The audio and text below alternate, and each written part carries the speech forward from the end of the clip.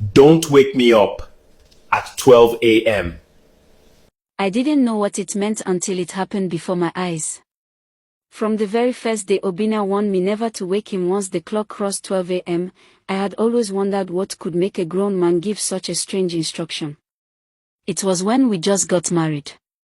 And because I loved him and respected his ways, even the ones that made little sense, I obeyed without asking questions.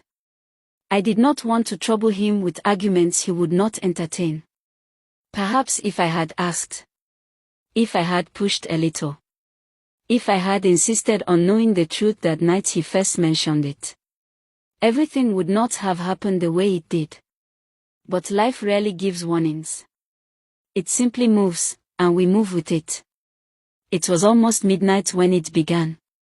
Our 3-month-old baby had been restless all evening. At first, I thought she was only hungry, but even after I fed her, she tossed and kicked like something was bothering her. I rubbed her back gently and paced the room, whispering songs my mother used to sing for me when I was small. Obinna was already asleep beside me, breathing softly, unaware of the battle I was fighting with our child's discomfort. He looked so peaceful, so far away from every trouble, that I did not dare call his name. His warning echoed in my mind again.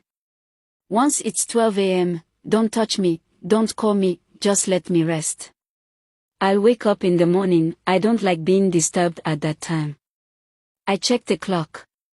11:43 p.m. There was still time, I told myself.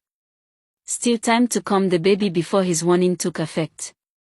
Still time to handle things on my own like I always did. But fate had already written the night differently. Amoka's cries was louder and more disturbing, sharp and desperate, as if she was trying to say something I could not understand. Even with all that, her father didn't even shake or change position from how he was sleeping. I panicked. Her body felt too warm, not fever warm, but a strange, frightening heat that made my heart race. Obinna. His name escaped my lips before I caught myself. I swallowed the fear rising inside me. I didn't want to break his rule. I didn't want another argument about how I never listened or how I always chose the wrong moment to disturb him. So I held our child tighter and continued pacing. Her cries echoed through the room. I looked at the clock again. 11:51 p.m. I began to sweat. Time was running faster than my thoughts. Please, my baby, calm down, I whispered, rocking her.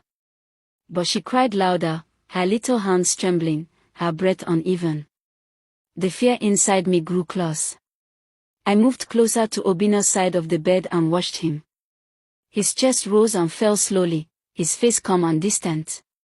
I wanted so badly to call him, to shake him awake, to tell him our daughter was not fine. But whenever I opened my mouth to speak, his warning echoed again. I looked at Amoka.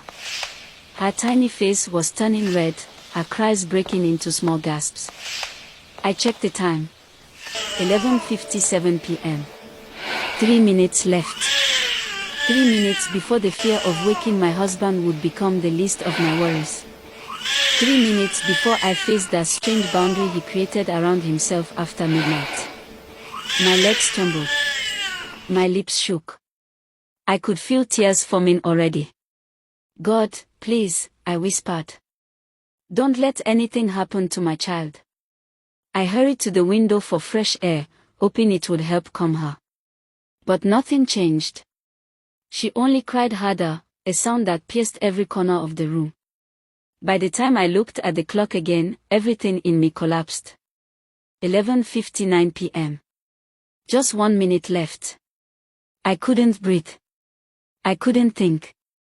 Amoka suddenly let out a cry so sharp that it felt like it tore my heart in half. Her body jolted slightly in my arms and then she went silent. A silence that was more frightening than the crying. My child didn't say a word again or even cry, and she was seriously running temperature. I couldn't hold myself and I could not even drive, let alone take her to the hospital. I rushed back to the bed and tapped Obinna frantically. Obinna, wake up.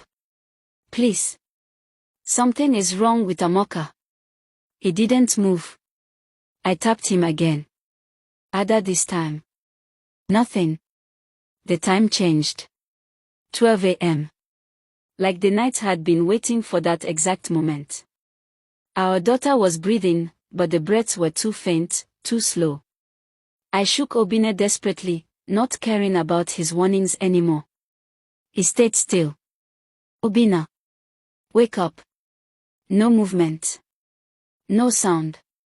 No response. My heart pounded violently. I touched his face, expecting him to complain about disturbing his sleep.